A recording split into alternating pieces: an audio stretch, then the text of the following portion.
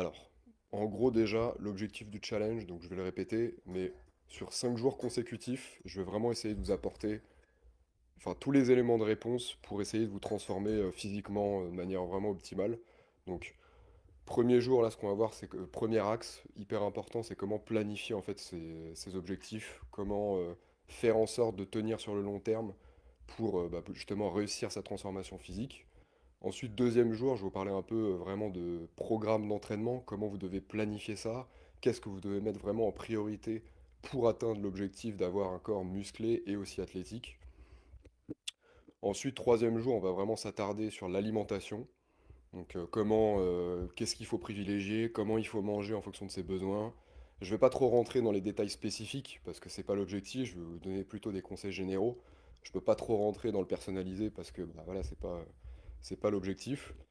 Mais je vais vraiment essayer de vous donner un maximum d'éléments pour déjà mettre en place des choses concrètes de votre côté sans que vous perdiez votre temps, quoi. Ensuite, quatrième jour, je vais vraiment parler de préparation mentale parce que ça aussi c'est une partie en fait qui est trop négligée dans la transformation physique. Et pour moi, ça fait 50% du job. Donc je vais vraiment essayer de vous donner pareil des clés à mettre en place dès à la fin de ce challenge pour que vous puissiez justement utiliser ces outils-là pour réussir votre transformation. Et après, cinquième jour, je vais parler de l'importance du travail donc cardiovasculaire et aussi de la récupération. Donc entre vos séances, mais pas que. Vraiment, de manière générale, en fait, comment vous devez récupérer, qu'est-ce que vous devez mettre en place pour que ça soit vraiment optimal.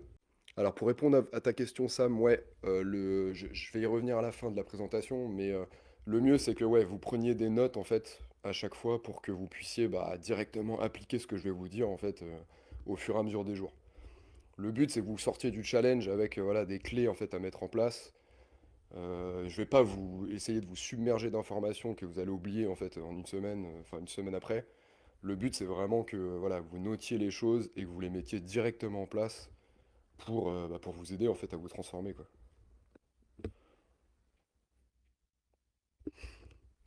Donc voilà, le petit speech un peu de présentation. Je vais, avant de commencer vraiment là le premier jour sur comment planifier sa réussite, comment planifier sa transformation, je vais vous faire juste un petit résumé de mon parcours en fait, pour me présenter brièvement pour ceux qui ne seraient pas dans le groupe Les Secrets d'un corps athlétique sans douleur, ou même les personnes que je coach. Mais en gros, donc moi c'est Alexis, j'ai créé en fait mon activité de coaching sportif il y a à peu près 2 ans à la suite d'un master en fait en STAPS. Donc dans ce master-là, j'ai fait en fait entraînement optimisation de la performance sportive. Donc en gros, c'était surtout pour augmenter les performances des sportifs de haut niveau. Donc j'ai aussi coaché des particuliers à côté, mais c'était vraiment spécifique aux sportifs de haut niveau. Donc dedans, j'ai vraiment appris tout ce qui était tous les éléments clés qui font qu'un sportif de haut niveau performe en fait. Donc la préparation mentale, la nutrition du sportif et aussi le côté programmation d'entraînement pour que voilà, tout soit bien planifié sur le long terme et que l'athlète en fait à la fin il augmente ses performances. Donc voilà, c'était un peu un petit résumé. Et aujourd'hui en fait ce que je fais moi c'est dans mon activité en fait j'accompagne en fait des personnes soit qui veulent prendre du poids et du coup se remettre en forme aussi de manière générale et améliorer leur santé ou sinon j'accompagne aussi des athlètes qui veulent du coup augmenter leur performance. Et en parallèle, du coup, je crée aussi du contenu gratuit, donc sur notamment mon groupe Facebook, Les secrets d'un corps athlétique sans douleur. Donc, je vais commencer déjà par vous rappeler en fait déjà l'importance de la musculation. Parce qu'en fait, vraiment trouver vos motivations profondes, ça va vraiment être une clé essentielle pour vraiment tenir sur le long terme et mettre en place des choses sans procrastiner. Pour moi, par exemple, la musculation, c'est plus quelque chose c'est un objectif de long terme en fait. C'est quelque chose qui va vous permettre d'améliorer votre santé parce que, en fait, c'est bête, mais plus vous avez de masse musculaire, plus en fait vos articulations ne vont pas se, vont moins se détériorer. Donc en fait, vous allez avoir moins d'arthrose quand vous allez vieillir. Il y a aussi le fait que plus vous avez de masse musculaire, plus en fait vous pouvez vous protéger contre des accidents, par exemple. J'ai un exemple comme ça, un pote à moi qui m'a raconté qu'en fait il a eu un accident de voiture et ce qu'il a sauvé en fait dans cet accident, c'est sa masse musculaire. Parce que en fait ça a absorbé le choc. Donc vous voyez, il y a ces motivations-là, c'est plus des motivations long terme et oui, ça améliore la confiance en soi de faire de la musculation. Oui, c'est bien d'avoir un physique esthétique. Enfin, on se plaît à soi-même, on plaît aux autres, etc. Mais il faut pas oublier qu'avant tout, la musculation, c'est une clé en fait pour rester en bonne santé le plus longtemps possible et surtout avoir un corps fonctionnel en fait. Donc c'est vraiment hyper important. On peut aussi citer des améliorations sur l'état mental, meilleur sommeil, donc meilleure confiance en soi, meilleure mémoire aussi, meilleure masse osseuse. Une petite anecdote aussi que je vais vous raconter, mais en gros c'est les astronautes. Les astronautes font de la musculation en fait pour justement quand ils partent dans l'espace. En gros ce qui va faire que leur masse osseuse ne va pas diminuer, c'est grâce à la musculation. Parce qu'en fait c'est ce qui va provoquer des contraintes en fait sur les os et ce qui va en fait renforcer les os. Donc c'est vraiment pour toutes ces raisons en fait la musculation c'est un des meilleurs sports en fait à effectuer. Et puis aussi pour les athlètes pour augmenter leur performance et du coup pour éviter de se blesser aussi quoi. Donc voilà. Ensuite, ce qui va vraiment être important, c'est déjà dans votre processus là vous pouvez noter, c'est de définir les objectifs clairs et réalistes. C'est-à-dire que oui, il faut être ambitieux, oui, il faut se fixer des objectifs, mais il faut que ça soit quand même réaliste et que ça soit, enfin, qu'il y ait des preuves scientifiques derrière, quoi. Si vous vous dites, allez, je vais prendre 5 kilos de muscle en un ou 2 mois, non, techniquement, c'est quasiment impossible, en fait. À moins que vous avez une génétique exceptionnelle, que vous n'avez jamais fait de sport de votre vie, et que du coup, bah oui, vous allez faire de la musculation pendant 1 ou 2 mois, peut-être que vous allez prendre beaucoup. Mais très rapidement, vous allez atteindre un plateau, et du coup, ça sera pas du tout un objectif long terme, en fait. Donc déjà, définissez donc des objectifs donc clair et réaliste. Donc déjà, moi je peux vous donner un ratio, c'est 2 kilos maximum par mois de prise de masse musculaire. Si vous prenez plus, c'est que en général vous avez du gras que vous prenez ou de la rétention d'eau ou que voilà, c'est vraiment pas vous avez pas pris plus de muscles que 2 kilos maximum quoi. Donc ça c'est vraiment quelque chose que vous devez vraiment bah, prendre en compte dans la définition de vos objectifs, notamment au niveau physique. Faites attention aussi à tous les corps que vous voyez sur les réseaux sociaux. Bon, il y a énormément de gens qui montrent des physiques impressionnants, des transformations en 3 mois impressionnantes, plus 10 kilos machin. Non, ces gens-là, en fait, ils sont soit dopés, soit ils vendent du rêve pour faire de l'argent, en fait, tout simplement. Donc vraiment, ça, faut faire gaffe aussi. Il faut pas tomber dans le panneau, quoi.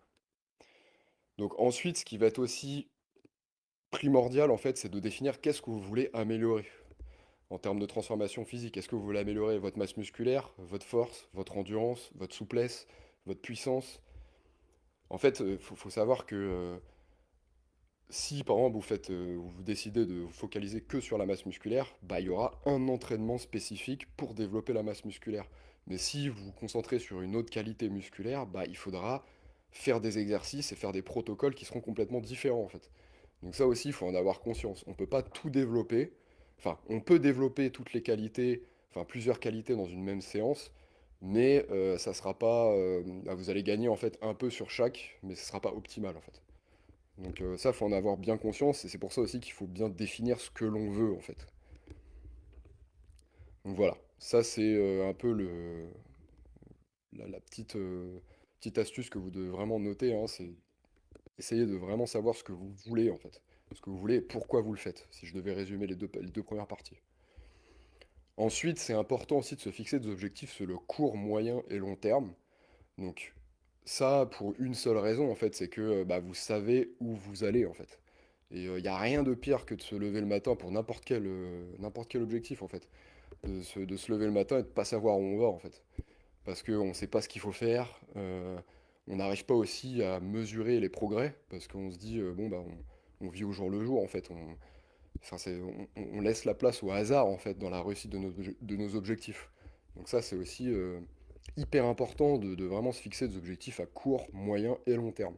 Pour vraiment mettre en place les actions qui vont vous permettre, pardon, d'atteindre le résultat final que vous êtes fixé. Ensuite, ce qui est hyper important aussi, c'est de planifier donc, son programme d'entraînement. Donc, en utilisant notamment des techniques comme la surcharge progressive, mais c'est une technique parmi tant d'autres. Ça marche très bien quand vous êtes débutant, la surcharge progressive, donc c'est-à-dire augmenter en gros les poids enfin, de semaine en semaine, mais ça c'est pareil, il faut pas l'augmenter de manière arbitraire. C'est le meilleur ratio pour que vous progressiez de manière sécuritaire et en même temps d'être sûr de bien progresser en masse. Normalement, c'est 500 grammes par semaine, 500 grammes, 1 kilo. En fait, en général, les gens augmentent de 1 ou 2 kilos parce que 500 grammes, c'est un peu galère en fait de trouver des poids de 500 grammes à rajouter en fait à chaque fois. Mais l'idéal, ça serait vraiment d'augmenter chaque semaine 500 grammes au niveau de la charge. Donc ça, voilà, c'est la surcharge progressive, ça marche très bien au début, mais très vite, ça atteint ses limites. Et c'est pour ça qu'il faut varier les techniques d'entraînement, varier les protocoles et planifier aussi du coup sur le long terme avec des différents cycles. Donc ça, c'est vraiment hyper important et je vous encourage à le faire parce que sinon vous allez avoir des résultats au hasard en fait. Ensuite, il y a au niveau de la planification, le format d'entraînement à privilégier. Là, je vous donne vraiment ce qui marche le mieux en fait pour la majorité des gens. Quand vous débutez en musculation, full body ou half body. Les deux formats marchent très bien, même quand vous êtes intermédiaire. De débutant intermédiaire, full body, half body. Une fois que vous êtes avancé, donc vous avez 3-4 ans de pratique derrière vous, et que voilà, vous commencez à vraiment prendre de l'expérience, avoir déjà un bon physique en fait, là vous passez sur, enfin l'idéal c'est de passer sur du split, c'est-à-dire cibler un gros groupe musculaire par séance avec un petit groupe en plus si vous avez le temps, mais voilà, d'essayer de découper en fait chaque partie à chaque séance. Parce que ça, en fait, vous allez avoir plus d'intensité, plus de volume sur chaque muscle en fait. Et c'est ça qui va faire la différence en termes de progrès. Donc voilà, ça c'est au niveau des protocoles. Ensuite, enfin au niveau des formats d'entraînement, pardon. Ensuite, au niveau des exercices que vous allez utiliser. Pareil, hein, je vous encourage vraiment à noter tout ce que je dis. Alors, je regarde pas trop le chat en ce moment. Alors, juste faire une petite pause. Ok, pour l'instant, vous n'avez pas trop de questions, donc c'est parfait. N'hésitez pas hein, si vous avez des questions après. Hop. Donc, je reviens au niveau de l'entraînement. Donc, planifier son entraînement. Les exercices que vous allez utiliser, ça c'est pareil. Essayez de miser tout sur l'efficacité. Et l'efficacité, ça veut dire quoi? C'est les exercices plutôt polyarticulaires, donc qui ciblent plusieurs groupes musculaires. Donc, en gros, traction, dips, développé couché, développé militaire. Tous ces gros exercices-là, c'est ce qui vont en fait. Enfin, ces exercices vont vous donner vraiment 80% des résultats, quoi. Donc, mettez toute votre attention là-dessus. Et c'est une fois que vous êtes avancé que là, vous pouvez vraiment vous casser la tête avec les exercices d'isolation, essayer de bien les imbriquer, essayer de savoir un peu qu'est-ce que vous devez privilégier pour notamment rectifier vos points faibles. Bon, ça, c'est des techniques qui sont un peu plus avancées, mais voilà. Je vous encourage à vraiment vous concentrer sur ce qui marche en fait et ce qui vous donne un maximum de résultats, quoi. Donc les exercices polyarticulaires. Ensuite, au niveau des protocoles d'entraînement, voilà, je vous ai dit un peu au début, c'est en gros privilégier la méthode, donc la méthode de la surcharge progressive au début, et ensuite essayer de varier avec notamment moi, des méthodes que j'aime beaucoup, rest pause, c'est-à-dire que quand vous finissez une série, vous prenez 10 secondes, 5 à 10 secondes, et vous essayez de refaire 3 ou 4 répétitions à la fin pour en fait augmenter l'intensité. Donc ça voilà, c'est pareil avec la méthode des supersets qui vous fait gagner beaucoup de temps et qui en même temps stimule la testostérone. Ça c'est vraiment top. Méthode superset, en gros vous enchaînez un exercice agoniste et antagoniste ou vous faites ça aussi sur le même muscle pour en fait voilà, augmenter l'intensité et en même temps au niveau hormonal ça vous fait une grosse réponse au niveau de la testo. Donc c'est vraiment top. Euh, Ensuite, ce que vous devez aussi prendre en compte, c'est les contraintes, en fait, les contraintes personnelles. C'est-à-dire que je reviens un peu à ce que j'ai dit avant, mais si vous avez que 3 entraînements à consacrer à votre transformation physique, concentrez-vous vraiment sur ce qui marche, en fait, sur des formats du style full body, half body, sur des exercices de base polyarticulaire. Vous essayez de progresser en surcharge progressive au début, et après vous essayez de varier les techniques, de bien planifier votre progression. Et voilà, c'est vraiment ce qu'il faut pour essayer de minimiser au maximum les contraintes au niveau de l'entraînement, et en même temps avoir un maximum de résultats en fait. Donc vraiment, là-dessus,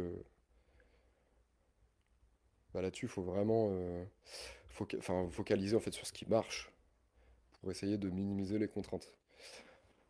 Ensuite, au niveau de la planification, donc de l'alimentation, un truc qui est hyper important de base, c'est déjà de calculer ses besoins caloriques.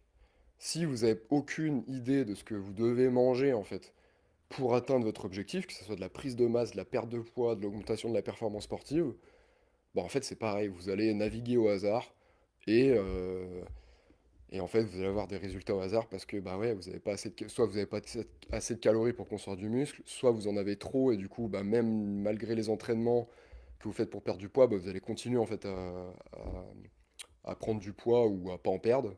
Donc ça c'est vraiment hyper important.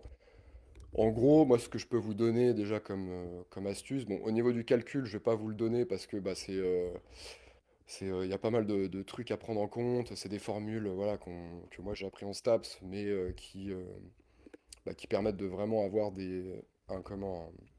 un besoin calorique qui soit le plus proche possible de la réalité.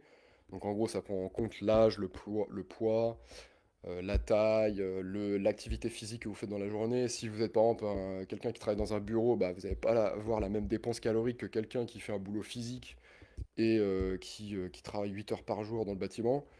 Donc voilà, tout ça, c'est à prendre en compte en fait pour calculer votre besoin calorique. Je réponds à ta question après, Seb, juste à la fin de la présentation. Ensuite, donc ça c'était au niveau de l'alimentation, donc les besoins caloriques hyper importants à calculer. Ensuite, vous avez des aliments à privilégier, que ce soit pour la prise de masse, la perte de poids ou l'augmentation de la perf. C'est en gros des protéines complètes, donc tout ce qui est œufs, poissons plutôt au début de la chaîne alimentaire, parce que c'est les moins pollués, donc tout ce qui est sardines, maquereaux, harengs, voilà, des petits poissons en fait. Je ne vais pas rentrer dans le pourquoi, parce que sinon le live va durer 3 heures, mais en gros vous avez des très bonnes graisses dedans, et ça va vous en fait améliorer votre système hormonal. C'est surtout pour ça en fait qu'on privilégie les bonnes sources comme ça de protéines avec des bons acides gras. Euh, Ensuite, ce que vous devez privilégier comme aliment, c'est des féculents à index glycémique bas. Donc en gros, l'index glycémique, c'est le taux de sucre dans le sang. Donc plus un aliment a un index glycémique bas, plus en fait vous allez avoir de chances d'utiliser le sucre contenu en fait dans cet aliment à des formes énergétiques. Au contraire, plus vous allez avoir un aliment avec un index glycémique haut, plus en fait vous allez avoir de chances de stocker ce sucre sous forme de gras. Donc vraiment faites gaffe là-dessus. En gros, privilégiez flocons d'avoine, patates douces. euh, Bonsoir David. Ensuite, vous avez le riz hyper bon avec un index glycémique très bas. euh, et, euh, Et le dernier, le quinoa aussi. Le quinoa est très très bon. Voilà, je vous ai donné 4, mais il en existe d'autres. Euh, déjà concentrez-vous sur ces 4, vous allez voir vraiment une différence. Je vais revenir un peu sur le sucre aussi. Euh, enfin, tout ce qui est sucre rapide, donc c'est-à-dire déjà le sucre blanc, ça virez-le complètement. Le seul sucre que vous pouvez rajouter en fait dans une alimentation, c'est sirop d'agave, le chocolat noir à 85%. Le miel, mais c'est pareil, faut que ça soit du bon miel en fait. Soit ça vient d'un apiculteur, soit vous êtes sûr en fait de la qualité pour pas qu'il rajoute du sucre industriel dessus quoi. Donc voilà, ça c'est vraiment ce que vous devez privilégier. Difficile d'avoir des entraînements réguliers. Je vous réponds après au niveau des commentaires. Alors, donc voilà, ça c'était au niveau du sucre et après au niveau des lipides, donc des graisses. Pareil, ça vraiment je vous encourage à consommer en gros de la graisse végétale, donc avocat, euh, aussi animal, donc poisson. Euh, Vous avez aussi de la très bonne graisse dans les huiles, huile de lin, huile de noix, huile de colza aussi. C'est des huiles qu'il faut que vous privilégiez. Essayez de virer les huiles de tournesol parce que ça c'est très mauvais. L'huile de coco aussi qui est très très bon. parce que ça vous permet en fait d'avoir de l'énergie en plus. Euh, et voilà, ça c'était pour les aliments à privilégier. Je vais vous envoyer aussi des supports hein, dans le groupe, donc dans la section guide. Je vais vous mettre des documents qui vont vous aider pour que ça vous fasse aussi un petit récap. Ensuite, ce que vous devez privilégier au niveau de l'alimentation, c'est créer des menus aussi en fonction des goûts et des préférences. C'est-à-dire, il n'y a rien de pire que de se forcer à manger des trucs que vous aimez pas ou que vous savez très bien en fait que vous n'allez pas tenir ça sur le long terme en fait. Si vous vous foutez des contraintes en fait et que vous voyez que vous n'allez pas pouvoir tenir ce menu-là sur le long terme, bah, essayez de varier au maximum, quoi. Essayez de varier, de trouver des aliments qui vous font plaisir. Ça, c'est hyper important. Voilà, voilà. Donc ça, c'était au niveau de l'alimentation. Euh, et ensuite, je vais vous parler un peu des routines mentales. Ça, c'est aussi hyper important de planifier ça. En gros, c'est ce qu'utilisent les sportifs de haut niveau pour garder leur discipline sur le long terme, en fait. C'est ce qu'on appelle enfin, des routines, en fait, même des rituels qui conditionnent votre cerveau, en fait, à, euh, à ce qui se prépare à l'entraînement et qui en fait, qui se trouve pas d'excuses en fait, c'est comme, enfin, le meilleur truc en fait, c'est de même pas se rendre compte que vous allez vous entraîner. En fait, et l'objectif des routines mentales, c'est ça.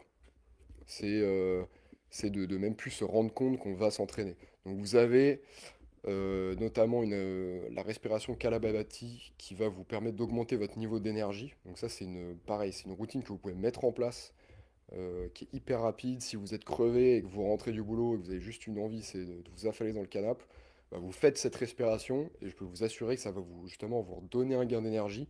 Vous avez aussi le combo café-banane. Ça, c'est pareil, c'est une routine à mettre en place juste avant votre entraînement. Ça va vous permettre de bien vous stimuler et d'avoir toute l'énergie dont vous avez besoin pour performer. Vous avez aussi des routines, la sieste juste avant. Alors, c'est pas une sieste de 2 heures, hein, c'est une sieste d'un quart d'heure maximum. Ça va vous permettre en fait de vous régénérer, d'entrer juste dans la phase de sommeil légère en fait. Et pareil, de vous redonner en fait un gain d'énergie. euh, c'est hyper efficace en fait quand vous êtes vraiment crevé et que vous n'avez pas envie de vous entraîner. Le meilleur combo, c'est vous faites café plus banane, vous dormez 15 minutes, vous vous réveillez et là vous faites votre séance. Ça, c'est vraiment si vous êtes crevé. Ensuite, vous avez la respiration ventrale. Ça, c'est pareil. C'est une respiration qui vous permet de réduire votre taux de cortisol, donc votre stress pendant la journée. Ça, en fait, il n'y a rien de pire que d'avoir une journée hyper stressante parce que le problème, c'est que ce stress-là va vous bouffer toute votre énergie, en fait. Et le fait de faire de la respiration ventrale, ça va justement vous économiser de l'énergie en diminuant ce taux de cortisol. Donc cette hormone qui vous bouffe toute votre énergie. Donc vraiment ça faites-le régulièrement dans la journée, enfin 5 minutes par jour. 5 minutes par jour, vous pouvez trouver 5 minutes par jour pour faire un peu de respiration. Vous allez voir une nette différence sur votre niveau d'énergie pendant la journée et du coup votre niveau d'énergie pendant votre séance. Donc ça c'est hyper important aussi. Pour résumer, en fait, tous ces outils que je vous ai donnés, ça va en fait conditionner votre cerveau à l'effort physique. Donc, et vous économiser de l'énergie en fait. Donc c'est vraiment hyper important à mettre en place. Voilà, j'espère que je vous ai pas trop perdu avec toutes ces infos. N'hésitez pas à me le faire savoir dans les commentaires, hein. Puis je vais juste finir du coup sur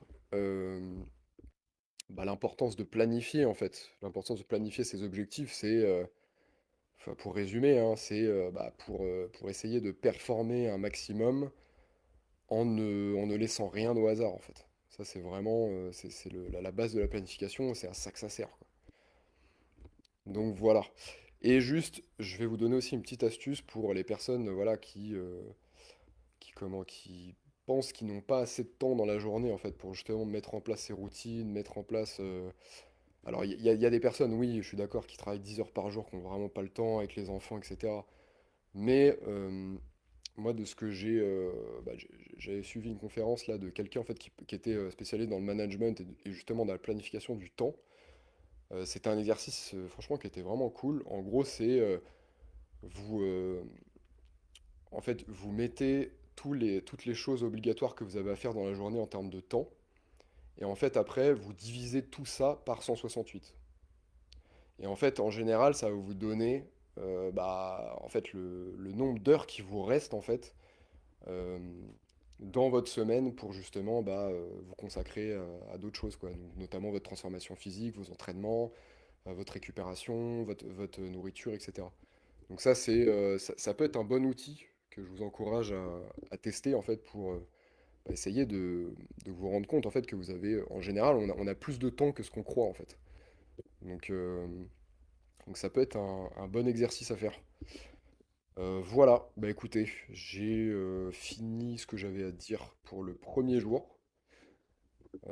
J'espère que vous avez pu noter des choses qui vous seront utiles. Et puis, je vais essayer maintenant de répondre aux questions. Voilà.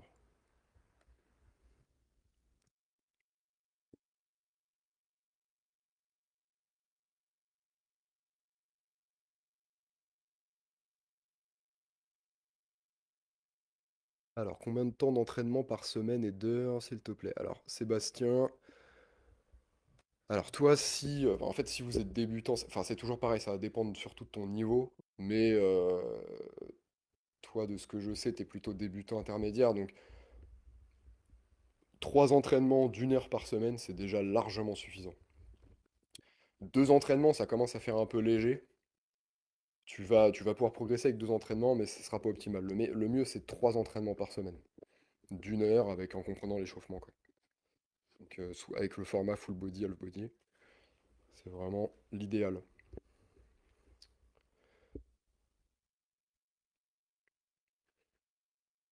Difficile d'avoir des entraînements réguliers à cause des horaires décalés et travail en 3 x 8. Alors ouais, ça au niveau des horaires, c'est sûr que ça peut être contraignant. Après tu vois, je peux te donner une astuce pour ça, Nicolas, c'est essaye de te fixer enfin, ton quota d'entraînement que tu dois respecter dans la semaine. Donc, c'est-à-dire là, trois entraînements, tu vois, si tu 3 entraînements d'1 heure. Et mets ces entraînements-là que quand t'as le temps, en fait. C'est-à-dire que, voilà, si, je sais pas, si lundi, mardi, par exemple, t'as vraiment trop bossé et que t'as vraiment pas le temps, bah c'est pas grave, tu décales sur le reste de la semaine. Essaie de pas te mettre de contraintes en te disant, vas-y, lundi, faut que je m'entraîne, mercredi, faut que je m'entraîne, vendredi. Non. Essaye d'agencer ça en fonction de tes contraintes perso et de ton emploi du temps. C'est vraiment important, ça, quand tu peux vraiment pas, quoi. Et puis pareil, concentre-toi surtout aussi sur l'essentiel, sur ce qui marche.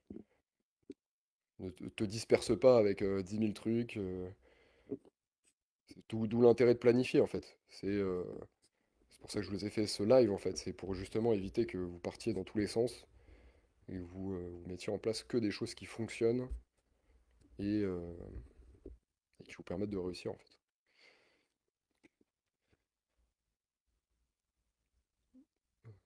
Ok. Bon, j'espère que j'ai répondu à ta question. Combien de temps d'entraînement? Bon, je vois que j'ai plus d'autres questions. Bah écoutez, s'il n'y a plus d'autres questions, je vais vous laisser là.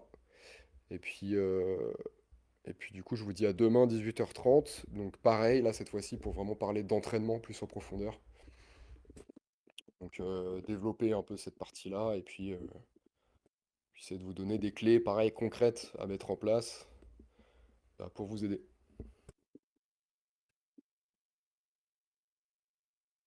Donc voilà, bah écoutez, bonne soirée à tous et à demain pour ceux qui peuvent.